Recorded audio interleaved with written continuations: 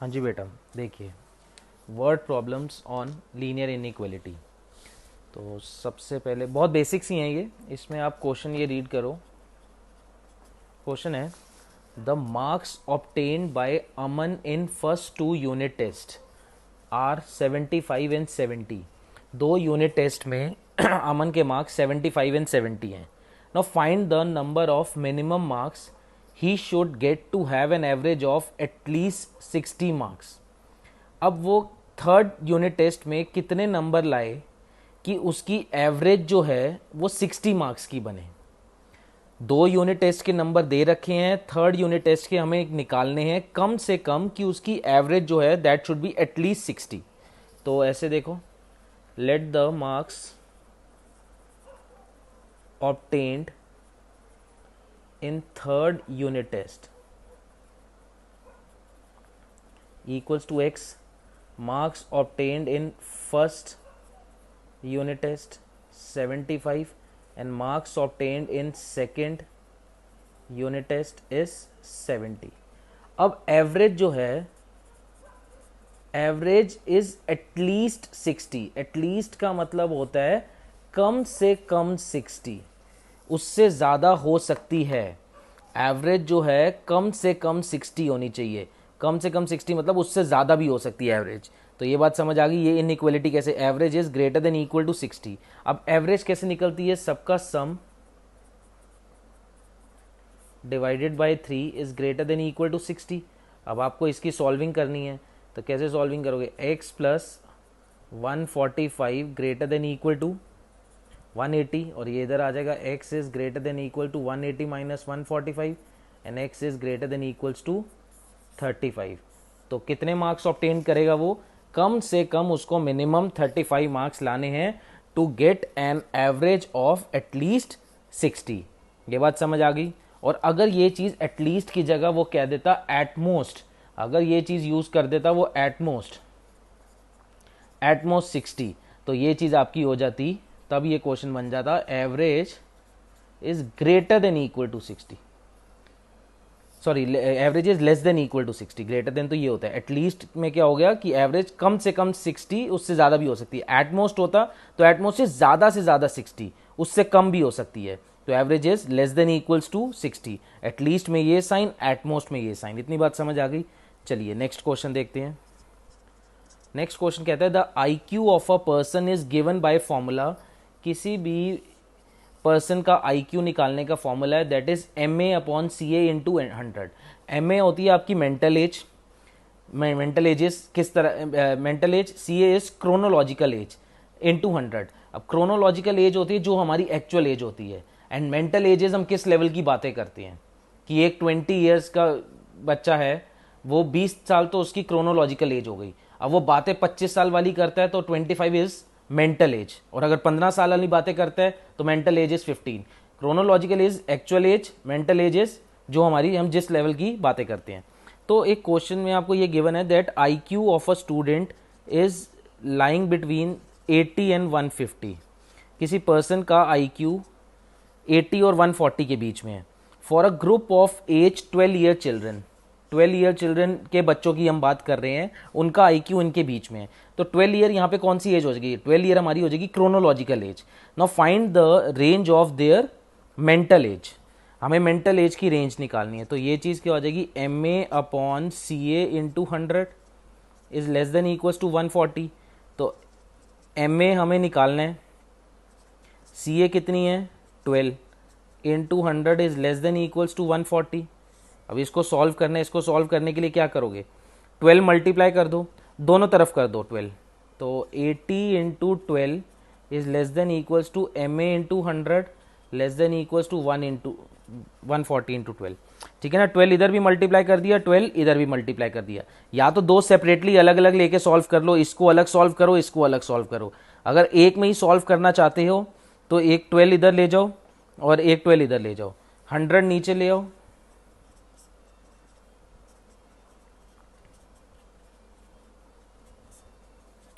ठीक है जी। अब इसको सॉल्व कर दोगे तो ये उसकी क्या आ जाएगी, रेंज आ जाएगी मेंटल एज की।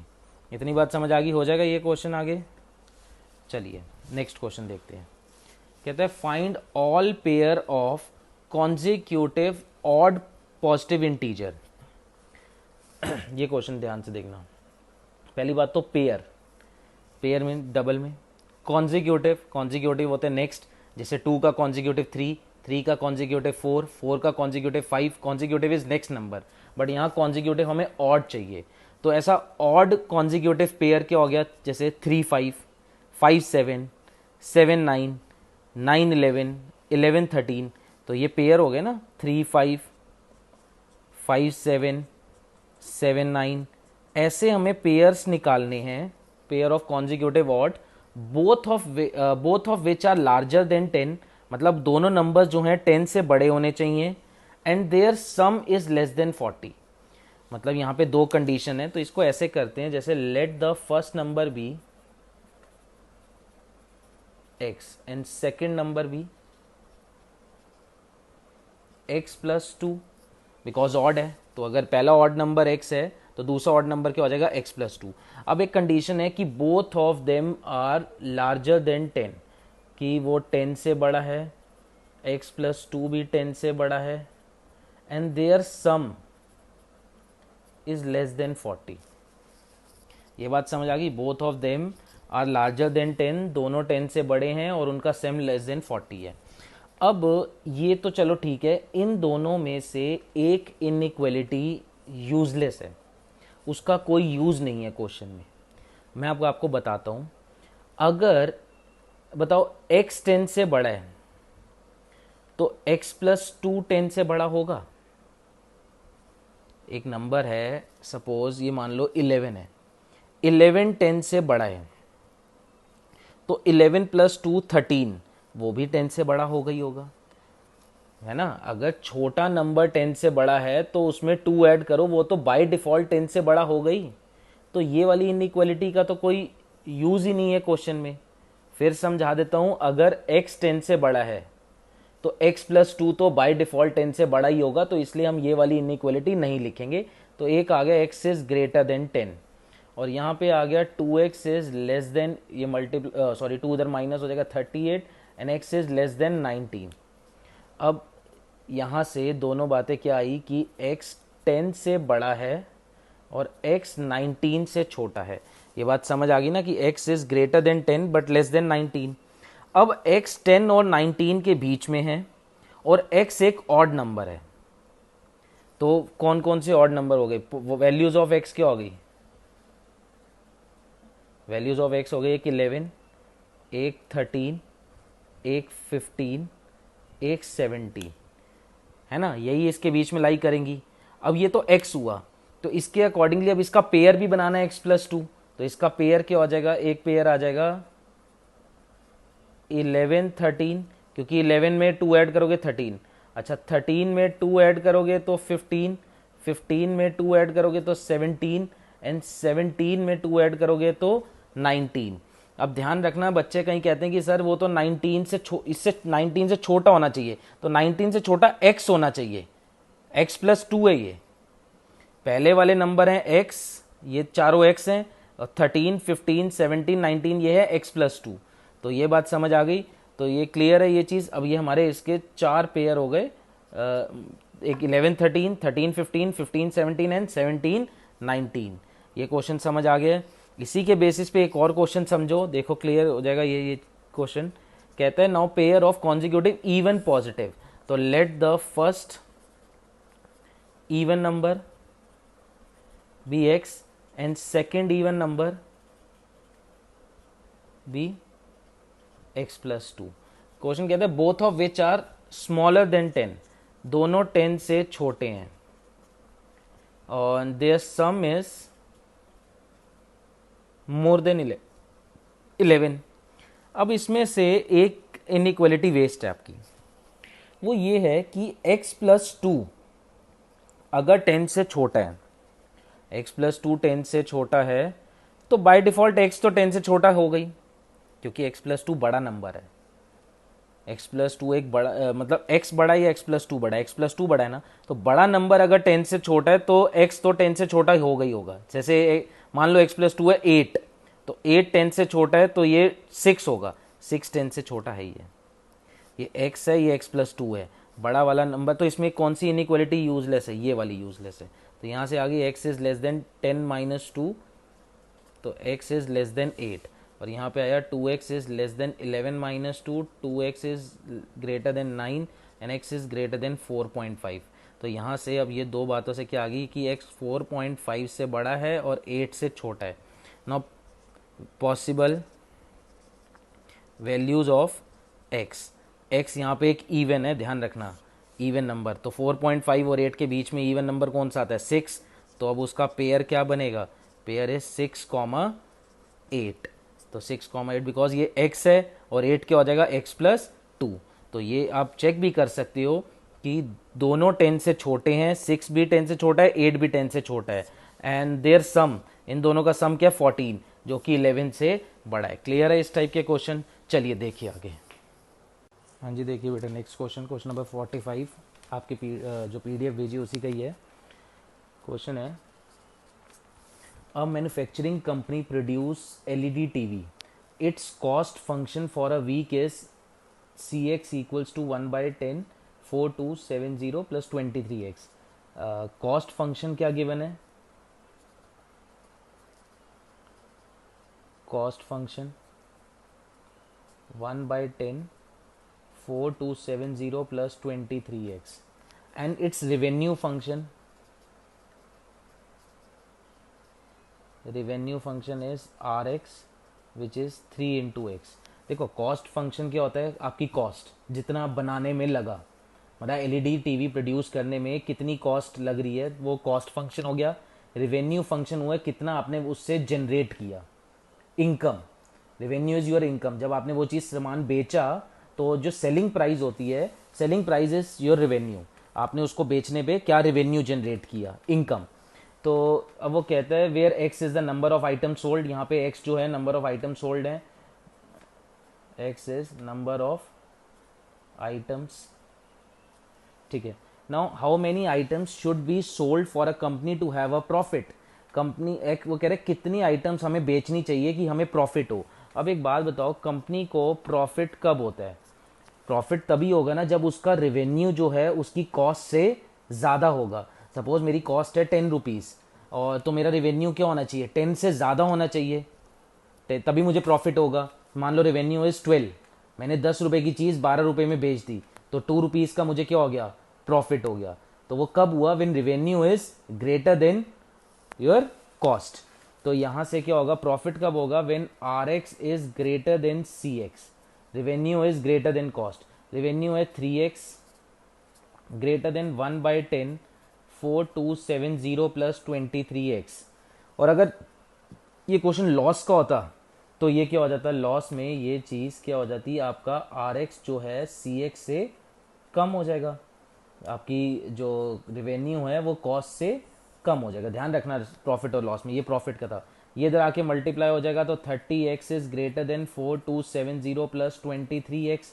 ये इधर माइनस कर दोगे, माइनस करके क्या हो जाएगा? 30 - 23, 7x is greater then 4270 and x is greater then 4270/7। Solve कर लेना। तो कम से कम इतनी आइटम्स उसको बेचनी ही पड़ेंगी, तब जाके उसका प्रॉफिट होगा। समझ आ गई बात? इसी तरह नेक्स्ट क्वेश्चन देखो, क्वेश्चन नंबर 51। अगेन ये बहुत इजी क्वेश्चन है। कहते हैं a solution is kept between 68 degree Fahrenheit to 77 degree Fahrenheit. इस टेम्परेचर के बीच में हमने एक सोल्यूशन रखा। Now what is the range in temperature in degree Celsius if the conversion formula is this. मतलब एक पर्टिकुलर सोल्यूशन है, तो वो किसके बीच में रखा हुआ है? 68 डिग्री से लेके 77 डिग्री फ़ारेनहाइट्स हैं दोनों। और हमारे पास कन्वर्जन फार्मूला क्या है? कन्वर्जन फार्मूला इस फ़ारेनहाइट को सेल्सियस में कन्वर्ट करने का फार्मूला दिया हुआ है 9/5 Celsius + 32 degree less than 77 degree. ये जस्ट लाइक वो आपका IQ वाला क्वेश्चन था अभी पीछे कि IQ इतने के बीच में है, वो मेंटल एज और क्रॉनिकल एज वाला। इसी तरह ये फ़ारेनहाइट्स का टेम्परेचर है, हमें सेल्सियस का निकालना है। तो इसके दो तरीके हैं, या तो इसको सेपरेटली अलग अलग सॉल्व कर लेना, सेपरेटली दो अलग अलग बना के सॉल्व कर लो कि 68 less than 9/5 Celsius + 32 and 9/5 Celsius + 32 less than 77, या एक में भी सॉल्व कर सकते थे। चलो अब अलग अलग कर ही दिया हमने, तो ये अब आपका आ जाएगा 68 माइनस 32 लेस देन 9/5 सेल्सियस, और यहाँ हो जाएगा 9/5 सेल्सियस लेस देन 77 माइनस 32। तो इसके आगे सॉल्व कर लोगे या करके दूँ? इसके आगे अब आपका क्या आ जाएगा, ये 68 माइनस 32, ये अब आपका हो जाता है 36 लेस देन 9/5 सेल्सियस, और ये हो जाएगा 9/5 सेल्सियस लेस देन 45। अब ये इधर चला जाएगा तो 36 इंटू 5/9 लेस देन सेल्सियस, और ये इधर चला जाएगा Celsius is less then 45 into 5/9, तो ये कैंसिल आउट होके आ गया 20 लेस देन सेल्सियस, और ये आ गया आपका 25।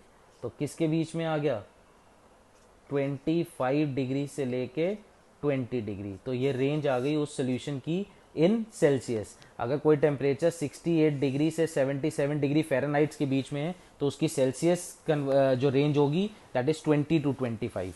ऐसे ये क्वेश्चन उल्टा भी आ जाता है, सेल्सियस दे रखा होगा, फ़ारेनहाइट का निकालना होगा, फॉर्मूला आपको वहाँ क्वेश्चन में दे रखा होगा। ठीक है, बहुत बेसिक सा क्वेश्चन है ये। इसी तरह नेक्स्ट 55th क्वेश्चन देखते हैं। 55th में कह रहा है a plumber can paid under 2 schemes. एक प्लम्बर है, उसको हमने पे करना है, और उसको पेमेंट करने की हमने 2 स्कीम्स बताई हैं, वो कोई भी स्कीम ऑप्ट कर सकता है।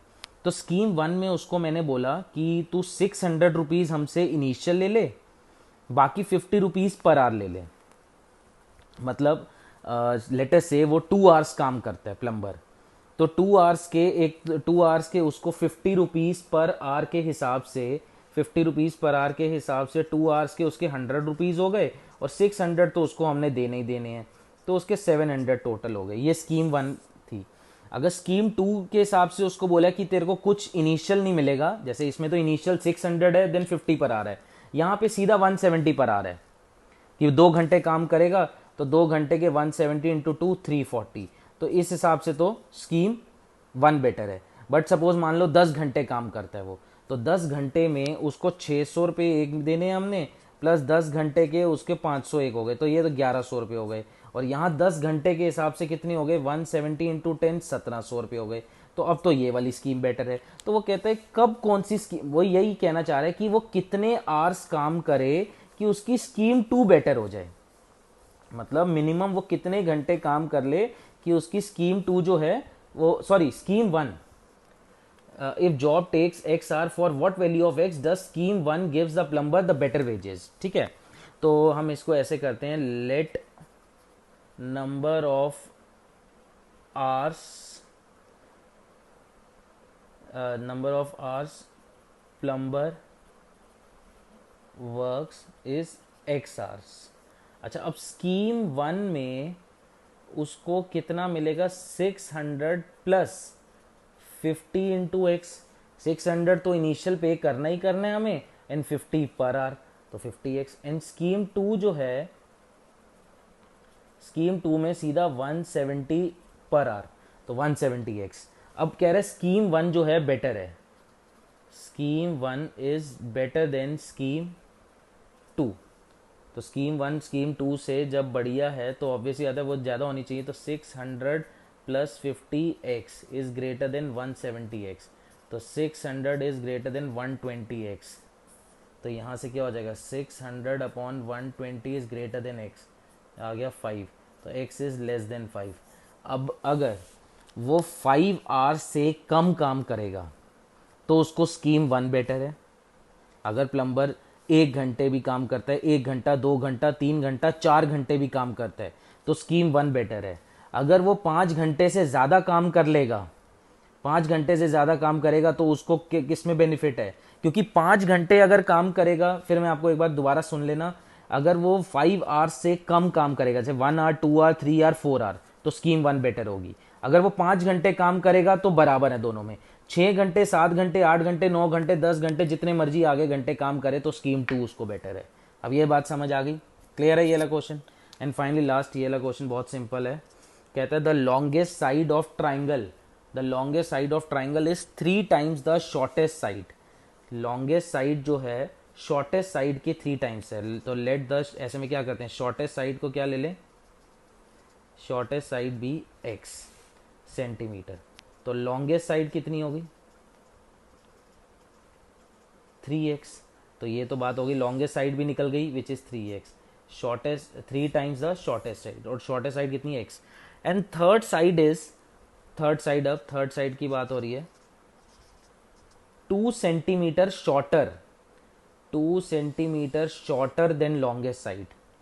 2 सेंटीमीटर शॉर्टर का मतलब है 2 सेंटीमीटर छोटी है, किसकी, लॉन्गेस्ट की।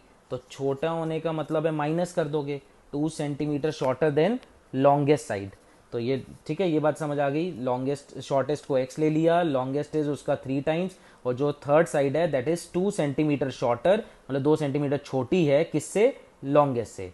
तो ये तीनों साइड्स आ गई। If the perimeter is, perimeter of triangle is at least 61, at least का मतलब होता है कम से कम 61, उससे ज़्यादा हो सकता है। ये बात समझ आ गई, एटलीस्ट 61 इज कम से कम 61, उससे ज़्यादा हो सकता है हमारा पेरीमीटर। ठीक है, तो ये ऐसे आ जाएगा ना, पेरीमीटर इज एटलीस्ट 61, कम से कम 61, उससे ज़्यादा भी हो सकता है। तो पेरीमीटर का हमारा फॉर्मूला क्या होता है, तीनों साइड्स का सम x plus 3x minus 2 plus 3x। Shortest वाली हो गई, थर्ड हो गई, और ये लॉन्गेस्ट हो गई। अब इसको यहाँ से सॉल्व करते हो तो ये कितना आ जाएगा, 3x प्लस 3x कितना हो गया, 6x, 7x, 7x is greater than equals to 63 and x is greater than equals to 9। तो वो यही पूछ रहे हैं minimum length of shortest side. तो minimum length of shortest side जो है वो कितनी हो गई अब आपकी, 9 सेंटीमीटर, कम से कम 9 सेंटीमीटर की तो होनी चाहिए, उससे ज़्यादा भी अलाउड है। ठीक है, ये बात समझ आ गई। चलिए इसके बाद लास्ट अभी 2-3 क्वेश्चन ही हैं, चलिए देखिए। हाँ जी बेटा देखिए next question, a solution of 8% boric acid is to be diluted by adding 2% boric acid solution to it। वैसे ये दो ऐसे क्वेश्चन हैं आपके, ये एसिड वाले परसेंटेज बेसिस पे, ये परसेंटेज वाले दो क्वेश्चन हैं, एनसीईआरटी के हैं, मिसलेनियस के, and this is very very very important. कहता है 8% boric acid is to be diluted by adding 2% boric acid solution. एक 8% बोरिक एसिड है, एक 2% बोरिक एसिड है।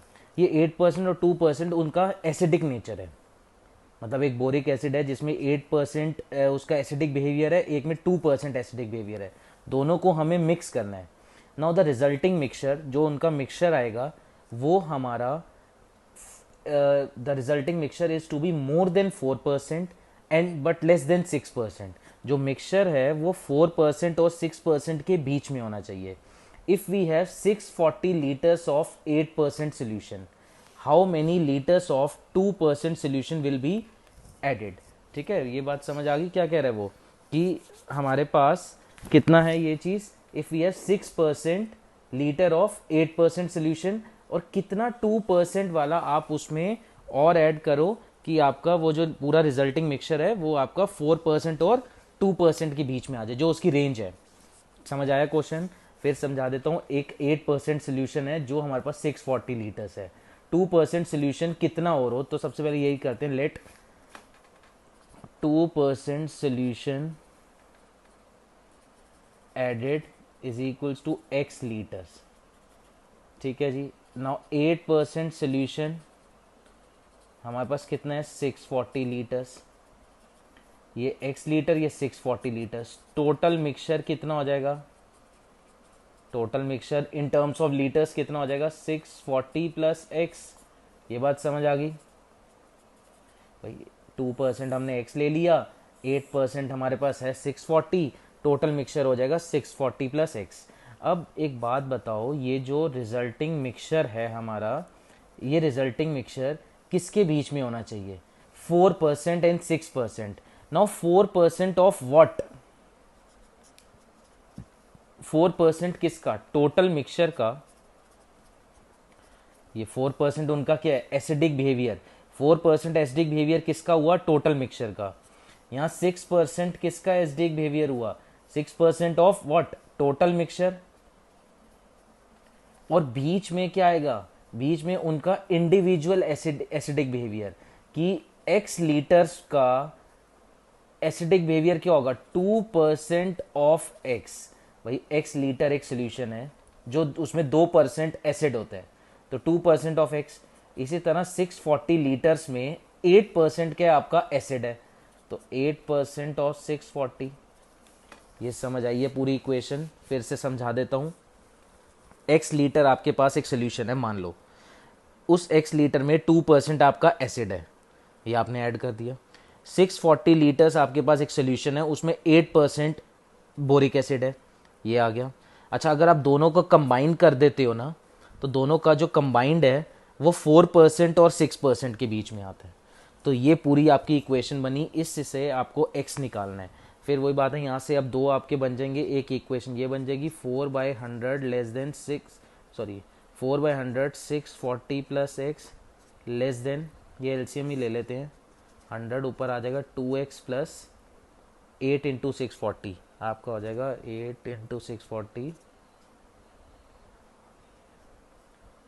5120, और एक आ जाएगा 2x plus 5120 by 100 less than 6 into 640 plus x upon 100।